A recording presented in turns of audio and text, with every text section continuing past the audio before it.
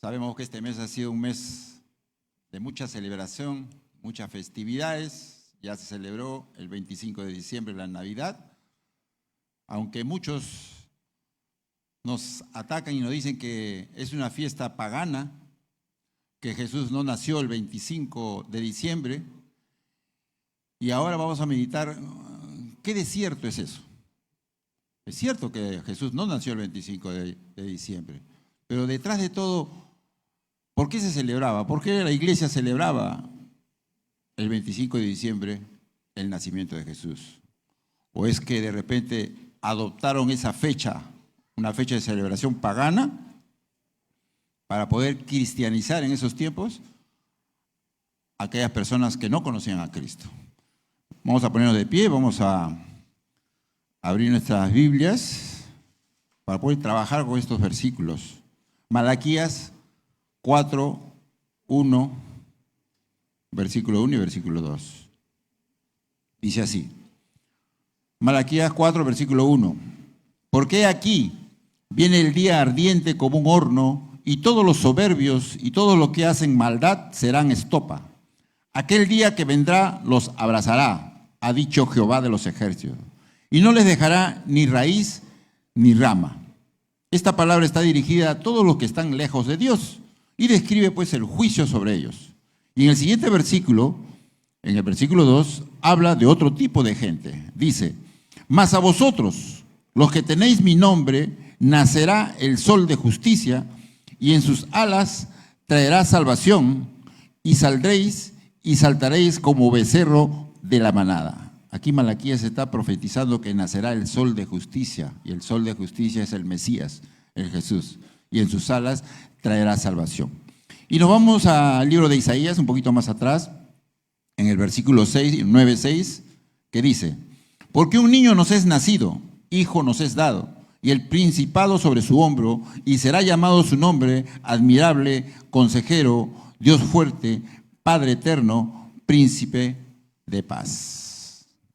Padre celestial, gracias te damos, Señor Dios de la gloria, por poder compartir esta palabra, Señor, en estos días, Señor, y poder entender cuál es la razón por la cual se celebra tu nacimiento un 25 de diciembre, Señor. Porque eres exaltado en esa fecha, Señor, pero detrás de todo hay un mensaje, detrás de todo hay algo que tú nos quieres enseñar en esta mañana, Señor. Que seas tú, Señor, tocando las mentes y los corazones de tu iglesia, de mis hermanos, y puedan entender con claridad, Señor, y que nunca se olviden, Señor, de esta enseñanza, Señor, que tú nos vas a dar en esta mañana. En el nombre de Jesús. Amén y amén. Bien, hermano, tomen asiento ahí. Bien, el mensaje de esta mañana lleva por título La razón de celebrar la Navidad, ¿no? El versículo clave, decisivo para entender la razón, el por qué se celebra la Navidad el 25 de diciembre, fue este versículo 2 que hemos leído, de Malaquías, ¿no? La iglesia pues no tenía la fecha de nacimiento de Jesús. Los judíos no llevaban esos controles de fecha de nacimiento. Por lo tanto, se calculaba más o menos la edad de la persona. Lucas lo deja bien claro cuando presenta a Jesús en su genealogía, que dice que era como de 30 años. En realidad, no se sabía cuál era la fecha de nacimiento de Jesús y no se celebraba la Navidad en los primeros siglos, pero los romanos sí celebraban una fiesta el 25 de diciembre. Era la fiesta del Natalis Solis Invicto, o el nacimiento del sol invencible. Una celebración pues del renacimiento del sol durante el solsticio de invierno, en donde el día era más corto y las noches eran más largas del año. Era una fiesta dedicada a una deidad solar y se celebraba el 25 de diciembre. Era una fiesta muy degradante, muy ofensiva, con ritos sexuales y excesos de todo índole. El versículo entonces de Malaquías fue muy importante porque los romanos, los paganos, celebraban pues el nacimiento del sol invencible, que indicaba que nacía un nuevo sol que vencía la oscuridad. Y Malaquías nos está diciendo que nosotros celebramos el nacimiento del sol de justicia, el nacimiento del Mesías. Y entonces los cristianos de esos tiempos decidieron que en esa fecha se iba a celebrar la encarnación de Jesús. Y aquí hay que tener en cuenta eso, la encarnación de Jesús. ¿Qué es la encarnación? Es la llegada del Dios de los cielos a la tierra en la persona de Jesús. ¿Para qué? Para salvar al hombre que se había perdido. Ese es el hecho de la encarnación. Entonces, así lo señalan los manuscritos más antiguos de los padres de la iglesia. Uno de los padres de la iglesia, Jerónimo, que fue invitado para Navidad a Jerusalén, para dar pues una homilía en Jerusalén, dijo: a partir de este día las tinieblas decrecen, aumenta la luz, se reduce en la noche, el día crece, el error disminuye para que se surja la verdad. Hoy ha nacido el sol de justicia. Esto lo dijo pues como parte de la celebración de ese 25 de diciembre, donde todo el imperio romano, a pesar de que en ese momento ya estaba el edicto por la fe cristiana, como una fe legal, por así decirlo, pero no oficial, pero sí legal. Sin embargo, los cristianos estaban viviendo en dos realidades distintas. Y en ese mundo, con dos realidades distintas, los cristianos pues no eran ingenuos. Los paganos seguían con sus fiestas y la Navidad cristiana se levantaba pues como una fiesta para que haya algo totalmente diferente y que entendamos que la vida no viene del sol, sino del creador del sol. Y por eso ese texto de Malaquías 4:2 fue muy importante para ellos. Y lo mencionan repetidamente porque dice: nació el sol de justicia. Otro de los padres de la iglesia que apoyó la celebración de la encarnación de Jesús como Navidad el 25 de diciembre fue Agustín de Hipona. Ahora, ellos nunca pensaron que celebrar la Navidad el 25 de diciembre pues iba a desplazar la fiesta de los paganos que se celebraba esa misma fecha. Hubieran sido ingenuos si pensaban así. Lo que pasa es que los cristianos querían aprovechar esa fiesta pagana para cristianizar a las personas, para que se volvieran a Cristo. Entonces, la fiesta de los paganos tenía muchos excesos, incluía rituales, banquetes, intercambio de regalos y decoraciones, abundancia de comida y bebida. Y es difícil que abandonaran esos excesos, pero sí se distanciaron y se diferenciaron de la orgía pagana. Agustín de Hipona, el 25 de diciembre, en una homilía que realizó, dijo: alegrémonos también nosotros y dejemos que los paganos manifiesten su alegría. Para nosotros ese día ha sido santificado, no por el sol visible, sino por el invisible Creador.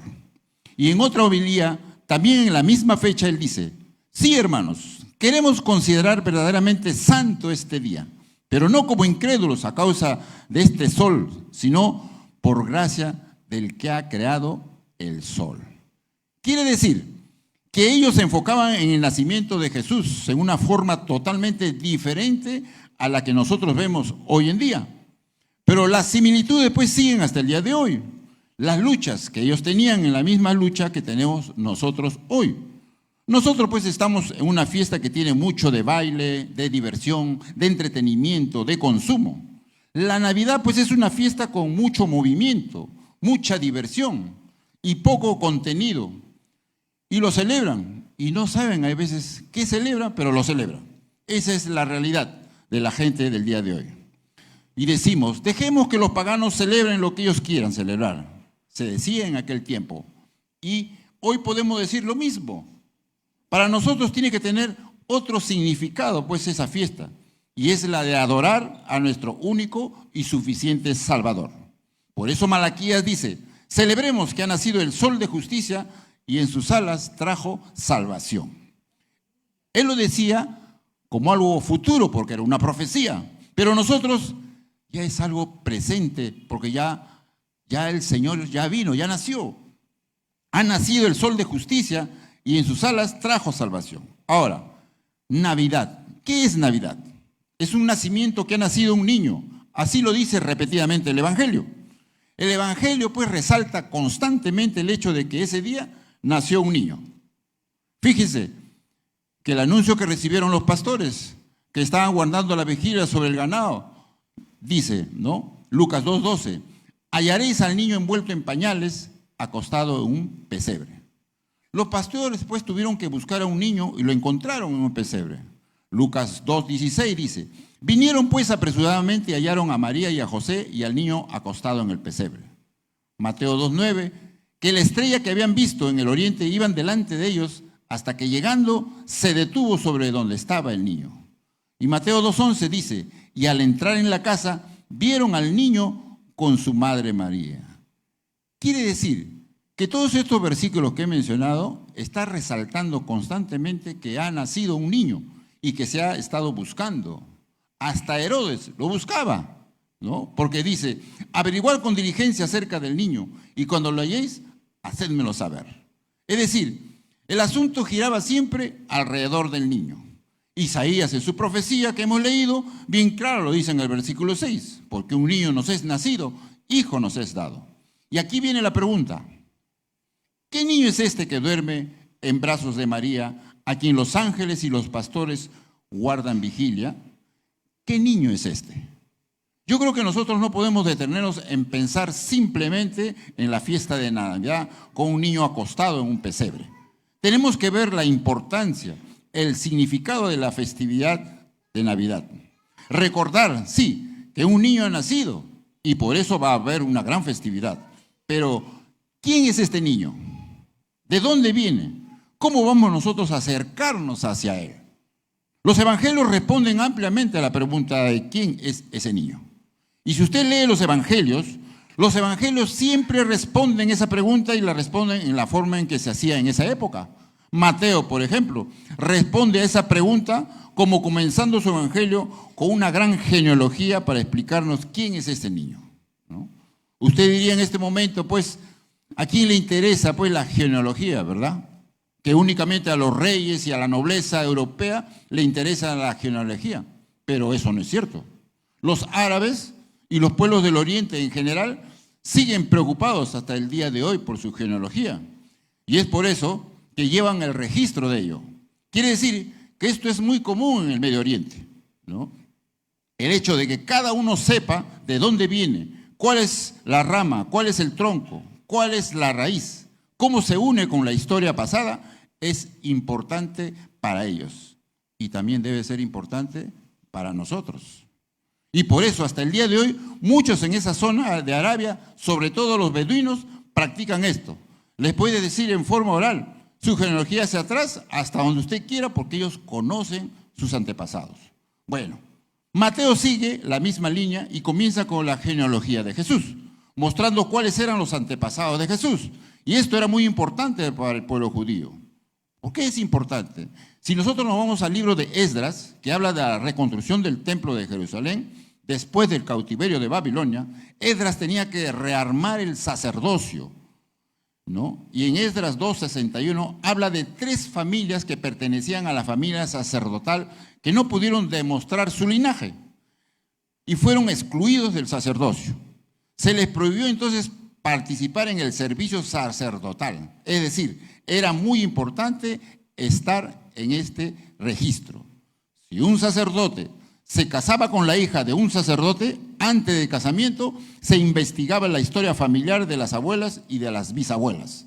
Se investigaba hasta que no haya nada extraño. Y si el sacerdote por casualidad se enamoraba de una chica que no era justamente de la familia sacerdotal, entonces tenían que investigar hasta las tatarabuelas. Es decir, hacer un estudio de su herencia genética para después recibirlo como sacerdotes. Nosotros somos, dice la Biblia, reyes y sacerdotes. Ojo, reyes y sacerdotes. Por eso es muy importante el matrimonio dentro de nuestro contexto. Ahora, Mateo 1:1 dice, libro de la genealogía de Jesucristo, hijo de David, hijo de Abraham. Y traza un resumen comenzando desde Abraham hasta José, el padre legal de Jesús, conectándolo pues con el rey David y los reyes de Judá. Mateo luego habla de la genealogía y se encarga de explicarnos el nacimiento virginal de Jesús, y José lo asume esa responsabilidad legal por mandato de Dios. Ahora, Mateo nos señala 2 cosas que sobresalen en esta genealogía: que el niño nació de un linaje real y nació de un linaje espiritual. Mateo comienza diciendo, linaje de David. Nos está diciendo pues que Jesús pertenece al linaje del rey David, Y menciona a algunos de los reyes herederos del trono de David, que viene de la línea de los grandes reyes judíos.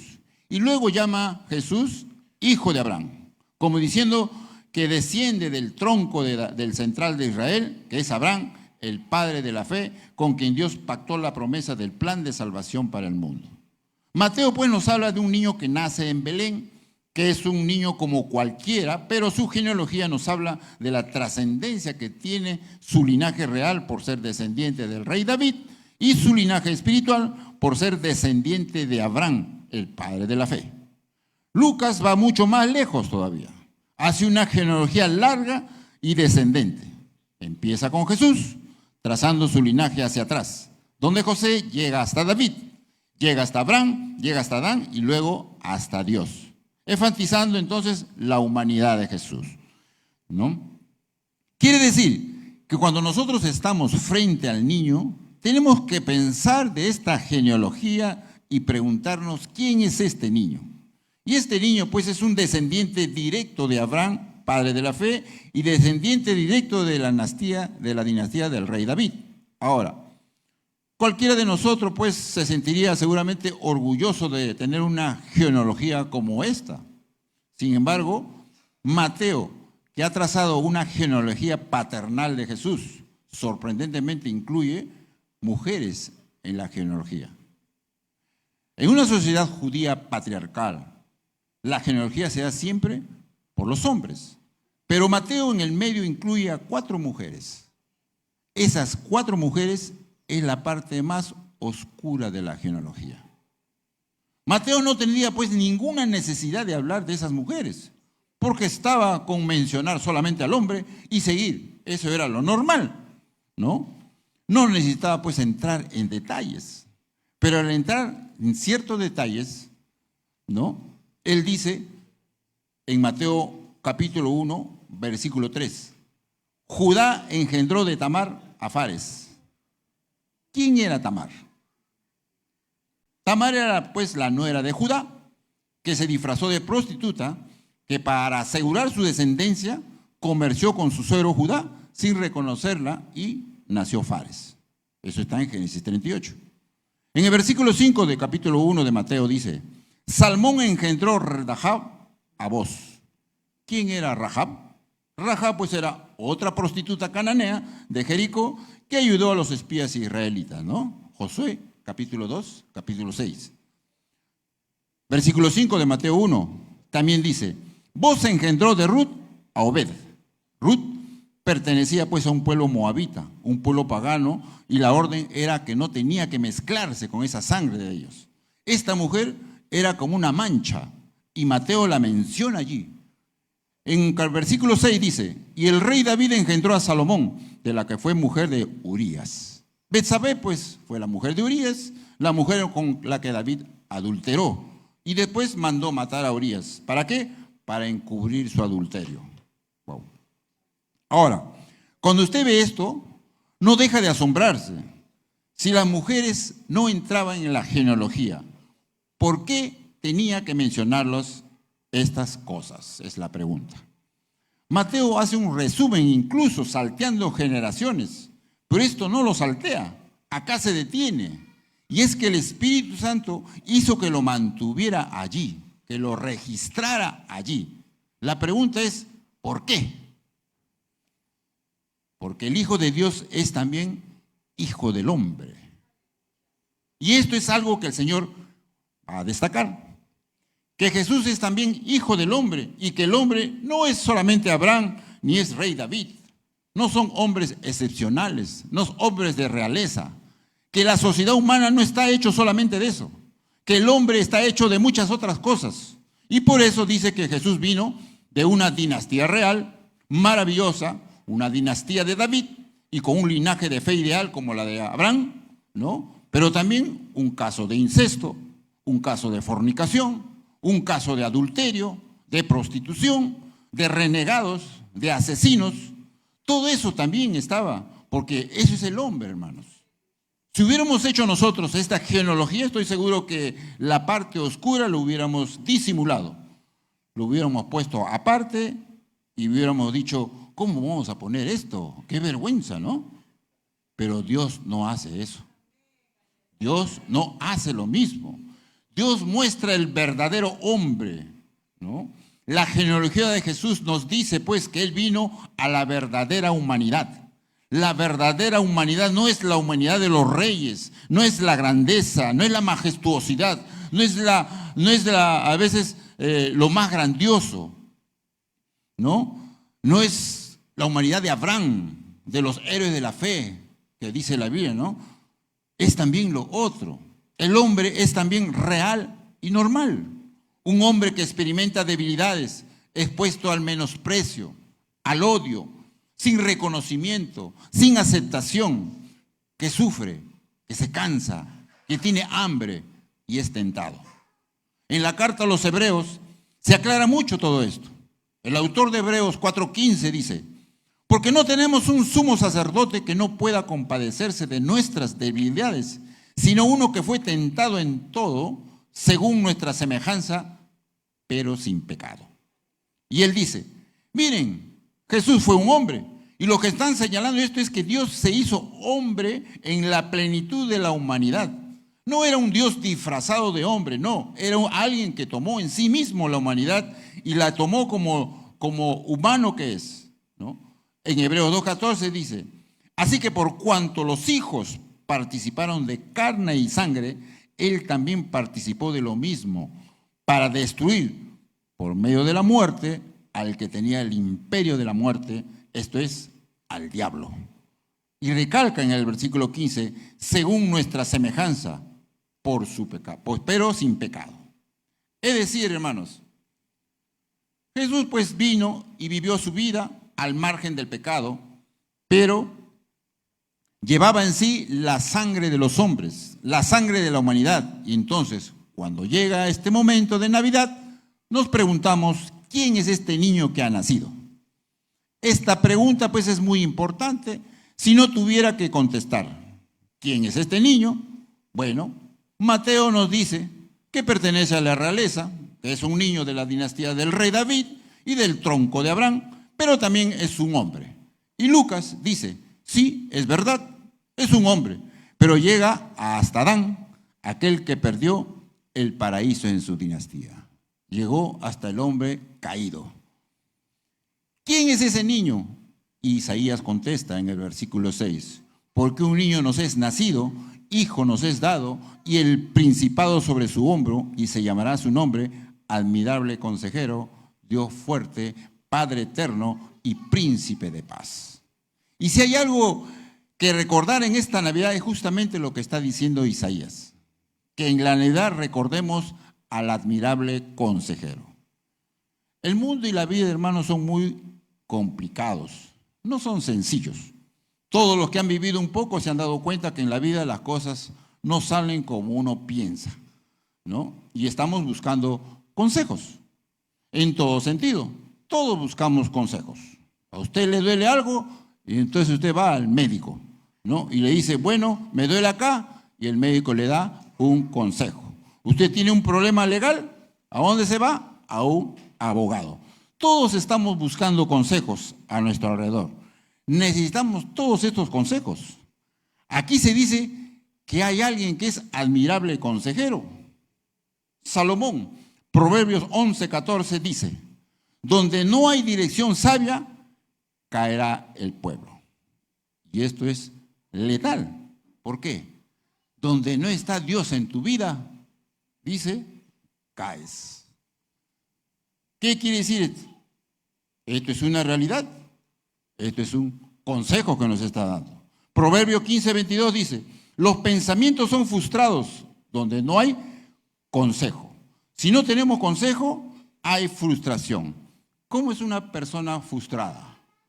Una persona temerosa, una persona que no le salen los planes y los objetivos que se ha trazado y por lo tanto acarrea ira, acarrea tristeza, acarrea desasosiego, ¿no? Ansiedad y muchas otras cosas más. ¿Por qué?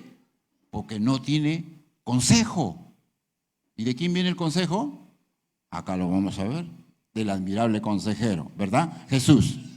En el Sermón del Monte, que lo vemos en Mateo 5 al 6, al 7, se muestra al admirable consejero.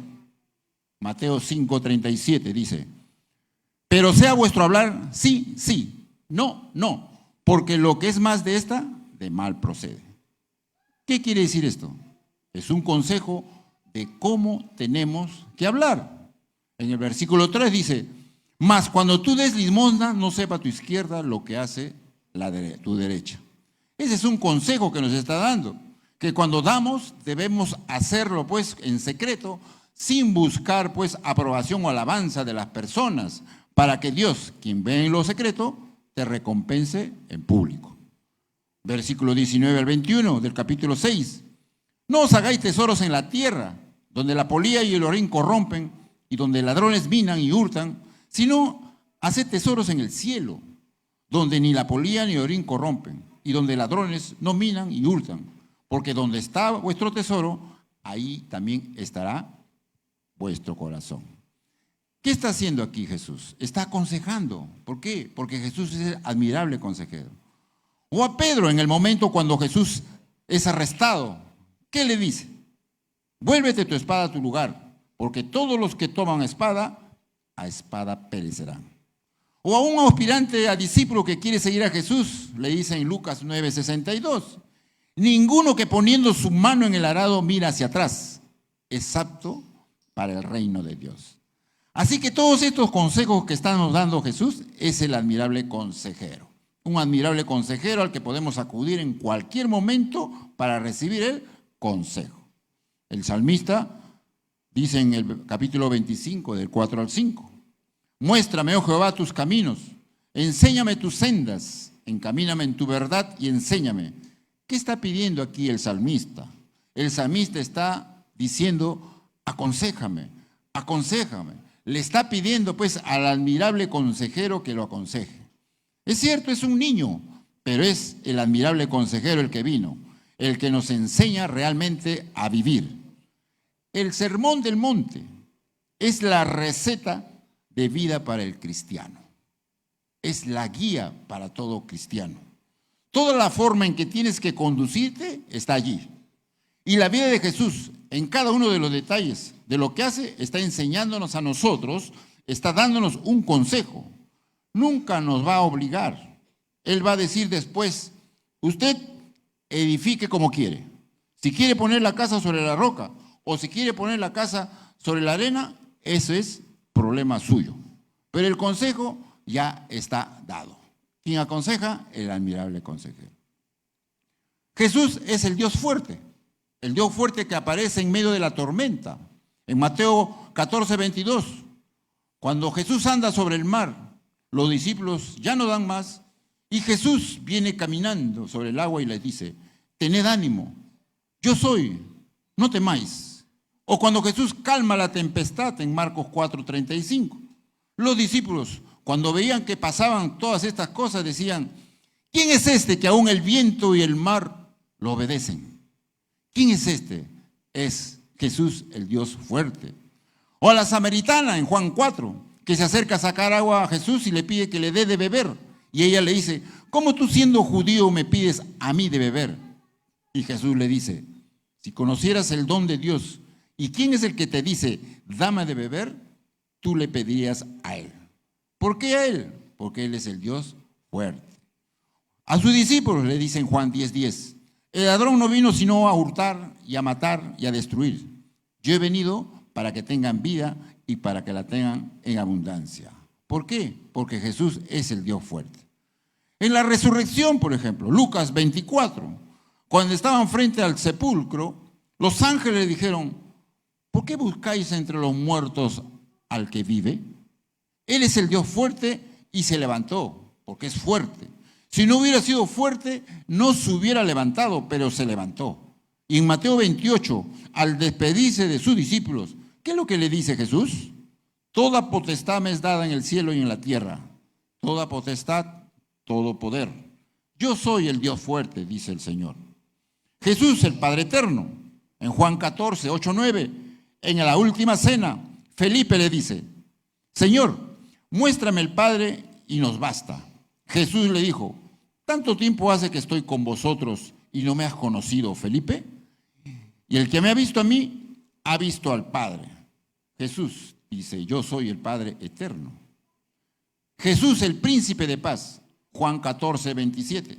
Jesús dice, la paz os dejo, mi paz os doy. Yo no la doy como el mundo la da. No se turbe vuestro corazón, ni tenga miedo.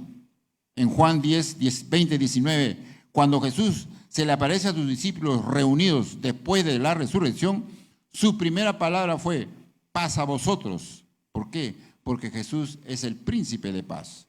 Nuevamente, Navidad. Muchos se acercan a mirar la ternura del pesebre, al niño que ha nacido. Bienaventurados los que ven más allá. Bienaventurados los que ven en ese niño al admirable consejero, al Dios fuerte, al Padre eterno, al príncipe de paz. Miremos al pesebre, que fue en Belén. Entendamos que en el centro de la Navidad es Jesucristo. Y lo que celebramos es que Dios se hizo hombre y nació en un pesebre, que murió por nuestros pecados, ¿no? Y que resucitó al tercer día y nos convoca a todos para ser hijos de Dios. Celebramos la Navidad porque es el fundamento de la fe cristiana. ¿Y dónde está el fundamento de la fe cristiana?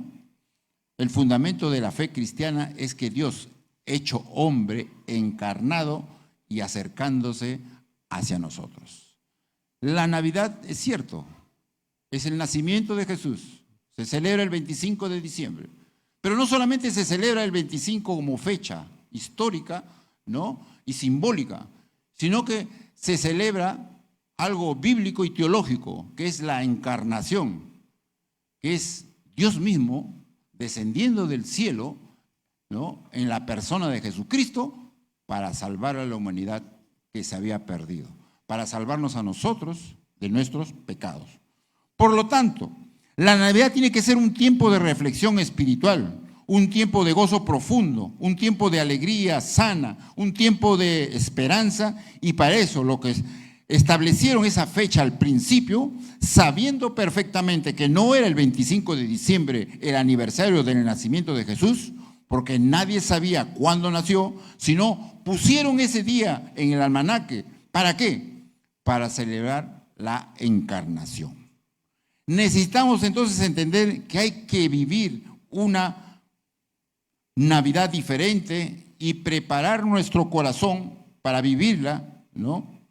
Mirando el misterio del pesebre de Belén. Y hay que comprender, hay un misterio en el pesebre de Belén. ¿Por qué?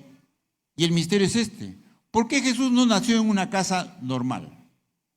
Tal vez podríamos preguntarnos simplemente, ¿por qué no nació en un palacio siendo el rey de reyes y señor de señores? Pero no, solamente hay que preguntarnos, ¿por qué no nació en una casa normal, en una casa de familia? ¿Por qué no nació en la habitación de una posada, ya que estaban viajando? ¿Por qué fueron acorralados por las circunstancias para llegar al pesebre? ¿Cuál es la razón por la cual Dios se empeñó en cerrar todas las puertas? El Dios que abre todas las puertas siempre se empeñó en cerrar todas las puertas para que finalmente el lugar donde naciera fuera un pesebre. ¿Acaso Dios no podía hacer las cosas diferentes? ¿Acaso no tenía poder para hacerlo nacer en otro lado? ¿Acaso Dios no tenía poder para que hubiera una habitación en la posada para que el niño que iba a nacer naciera en un lugar cómodo? ¿Por qué Dios se cerró en tan forma y cerró todas las puertas para que José y María llegaran al pesebre para que naciera? ¿Por qué? ¿Por qué? ¿Y por qué? Ese es el misterio. Dios eligió el lugar más sucio, hermanos. ¿Para qué? Para que naciera lo más santo, para que naciera lo más puro, una criatura sin pecado. El pesebre entonces es el gran contraste del corazón del hombre lleno de suciedad. ¿Por qué suciedad? Porque se comporta como una bestia, ¿no? Cuando pierde la razón, porque actúa por instinto. Y se acerca a la persona de Cristo, allí en el medio, porque el pesebre No es lo que nosotros vemos cuando lo armamos ahí con todas las luces, con todos los adornos, no. El pesebre es un lugar sucio, hermanos. Es un lugar para animales. Dios llega a un hombre que ha perdido su dimensión humana, hermanos. Dios quiere llegar a ese hombre. Ha perdido su dimensión. Se comporta como animal. A veces los animales se comportan mejor que el hombre, a veces. Y eso hay que reconocer, ¿no? Ha perdido su dimensión humana, ¿no? Que está viviendo pues en una suciedad. Y este hombre dice, yo no tengo ningún problema en acercarme hasta este lugar. Y nos está diciendo que Dios puede entrar en cualquier corazón por más sucio que sea, por más problemático que sea. Nos está dando entonces un tremendo mensaje el pesebre, que el corazón del hombre puede ser lo que sea y puede haber pasado en la vida lo que sea, puede haberse pervertido como sea, pero que allí Dios quiere entrar y quiere hacer una obra. Dios quiere entrar en el corazón del hombre, no importa lo que haya pasado adentro, no importa lo que haya sucedido en tu vida. Dios quiere entrar en tu corazón y el pesebre es justamente el símbolo perfecto. El pesebre pues es el símbolo del corazón sucio por el pecado, por la transgresión a la ley. Y el Señor Jesucristo entonces viene para salvarnos. Y ahí está todo el mensaje de la salvación, todo el mensaje de la Navidad. Nos animamos a celebrar una Navidad diferente. Hay que dejar que Cristo entre dentro de nuestro corazón y que nazca en nuestra vida. Hay que revisar entonces el pesebre interno, porque ya hemos visto, ¿no? Es un contraste. El pesebre simboliza nuestro corazón. Si Jesús vino a nacer en un lugar sucio, Jesús también quiere nacer en un corazón que está sucio para poder darnos vida. Ese es lo que el Señor quiere enseñarnos en esta Navidad, ¿no? Entonces, hay que revisar el pesebre interno, o sea, hay que revisar nuestro corazón. Hay que sacar la suciedad, lo sucio de nuestro corazón. ¿Y cuál es lo sucio de nuestro corazón? El orgullo, la envidia, la mentira, la lujuria, la lengua, lo que usted quiera poner, el egoísmo, la vanagloria, la indiferencia, ¿no? La pereza de repente, todo lo que usted quiera ponerle ahí. Solo hay que pedirle al Señor que entre en nuestro corazón y que entre en nuestra vida y que lo limpie y que nos dé una nueva vida, ¿no? Una nueva vida en Cristo. La Navidad entonces es importante porque volvemos al centro de nuestra fe, al origen de nuestra fe. Ahí empezó a materializarse la promesa de Dios en Belén. Y cuando llegamos a la Pascua, tenemos la culminación del acto redentor. Pero allí comenzó. Y yo deseo que en esta Navidad todos nos pudiéramos acercar a Jesucristo con un corazón limpio. No porque nosotros lo hayamos limpiado, sino porque la presencia de Cristo dentro trae justamente esa luz y la limpia, al corazón que lo necesita. Venir con nuestro corazón a Jesucristo y pedirle al Señor, Señor, limpia mi corazón. Eso ha tenido que ser la reflexión para el día de Navidad, porque nos preparamos para recibir este año 2026. ¿Con qué corazón vamos a recibir este año 2026? Con un corazón limpio, con un corazón, no que lo hayamos limpiado nosotros, porque nosotros no tenemos poder para limpiar nuestro corazón. El único que lo limpia es el Señor.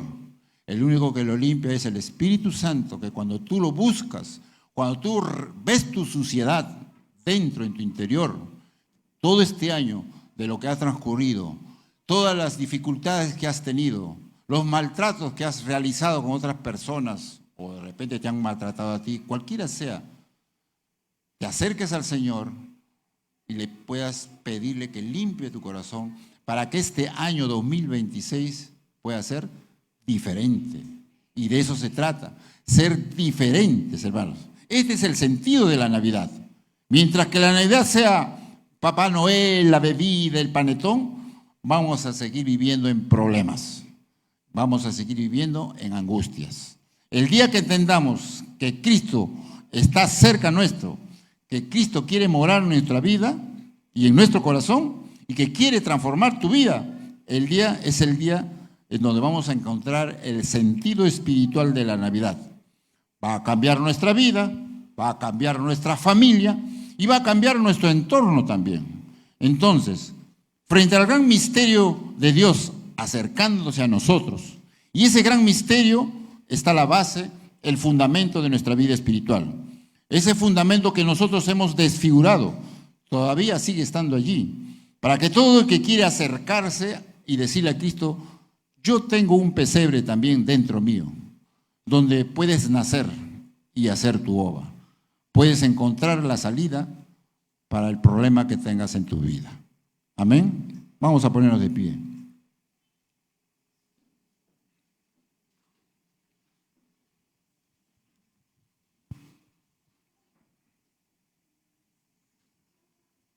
La Navidad es cierto, la Navidad es Cristo, pero no solamente la Navidad es Jesús. La Navidad es Jesús y es la encarnación, ¿no? Dios mismo, descendiendo del cielo, llega a la tierra,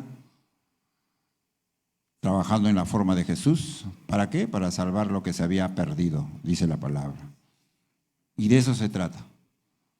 El pesebre, como les explicaba, simboliza nuestro corazón, simboliza lo sucio que está, y ya no queremos que nuestro corazón esté sucio.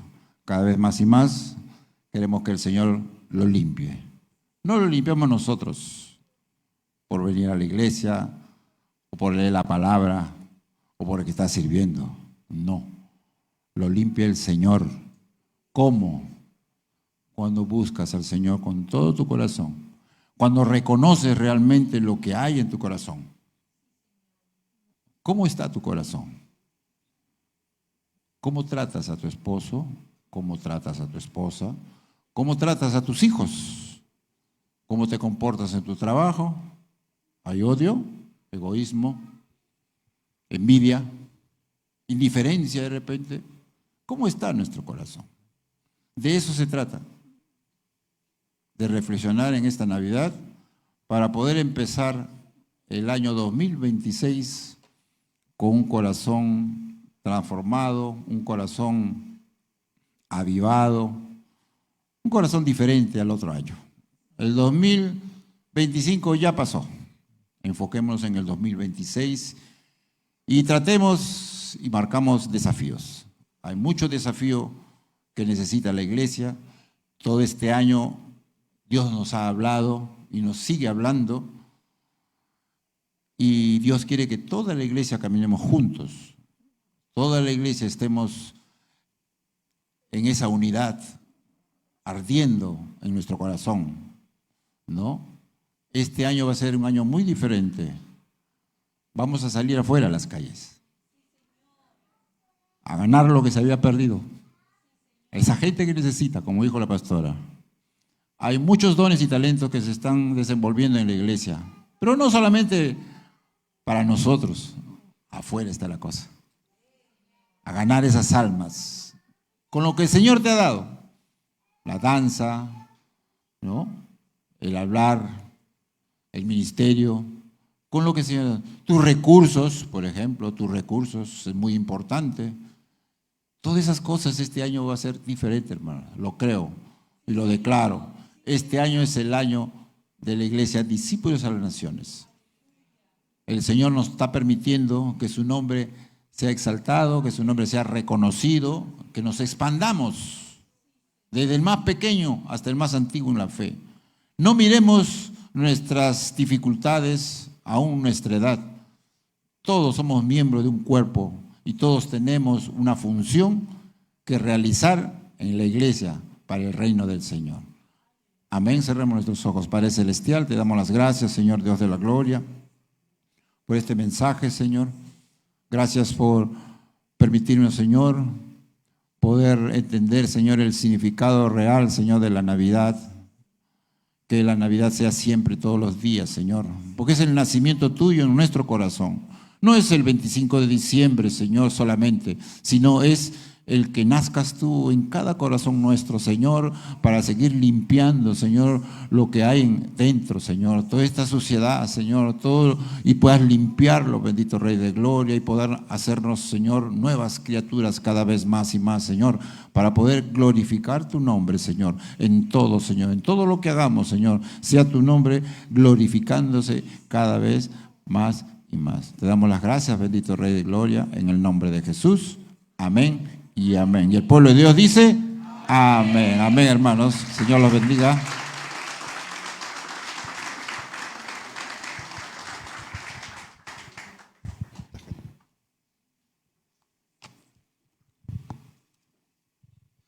Tomen asiento, hermanos, tomen asiento un momento. Dios les bendiga. Estoy, acabo de regresar de la ciudad de Trujillo entregando el cuerpo a la sepultura de mi madre a los 95 años. Toda una vida de sufrimiento, de lucha, de victoria, de alegría y de todo. Pero gracias al Señor se fue con el Señor. Gracias por sus condolencias, por sus saludos. Pero la vida continúa. La vida continúa y nosotros, y especialmente los niños, ¿verdad? Comienzan toda una vivencia. Así que hoy vamos a presentar a unos niños. ¿Cuántos aquí todavía no se han bautizado al estilo en que bautizaba Juan el Bautista a Jesús? Levanten su mano, los que no se han bautizado. Son varios. Amén. Gloria al Señor. Vamos a buscar una fecha especial para bautizarlos. Amén. Muy bien, pero hoy día vamos a presentar a los niños. Nosotros los cristianos evangélicos no bautizamos a los niños, sino bautizamos a las personas que tienen uso de razón, que saben lo que están haciendo, que han creído en el Señor, que se han arrepentido de sus pecados y entonces lo bautizamos. Pero hoy vamos a presentar a los niños, ¿no? Invitamos a nuestra hermana Linda Campos Enríquez y Carlos Daniel Pardo, que es el papá de Marián Pardo y Eitan Pardo. Puedan venir, por favor, van a traer a los bebés, a los niños, para presentarlos. Ellos son nuevos en los caminos del Señor, están congregando con nosotros, así que vamos a presentarlos al Señor. Estos jovencitos, miren, tienen dos hijitos lindos y ya están acá en la casa del Señor. Suban conmigo, suban.